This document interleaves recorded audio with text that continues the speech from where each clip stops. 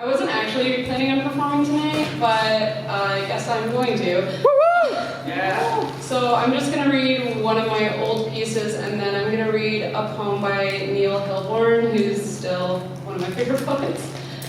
So I'll start with the depressing one, which is mine, and then we'll go to the funny one, which is his. I've been loaded like a shotgun for as long as I can remember. Endless shells of expectations and limitations ran through my body at lightning speed. I guess I never noticed the rust growing. Or maybe if it was always there. Perhaps something I inherited from my mother that painted me the same color of wild woman that drove my dad to burn me at the stake. For all the sins that were never mine to hold, but was the only one around to take it. Don't Be Your Mother is the only song he would sing me from the time I was a child. It's no wonder I ended up being just like him. My therapist called this an overcorrection, a thing children do in order to be accepted by the people we love. We reflect them back to themselves like little toy mirrors, in hopes that when they see themselves in us, it makes us easier to love. But when the reflection painted his face a shade of avoidance and drunken mistakes, I was the one who cracked, who ended up poison-filled and left at the top of the stairs in an effort to prove I could never be him, so what I showed him couldn't be true.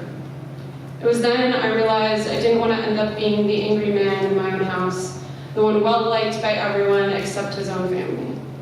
And so I left, found my way through endless seas of people and places to ironically find a fate I can't seem to outrun.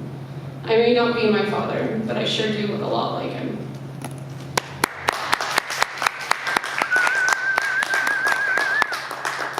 And then this one is happier. This one is called When I'm Allowed Out of My House Again, assuming by then I've got my meds figured out. It's over for you bitches.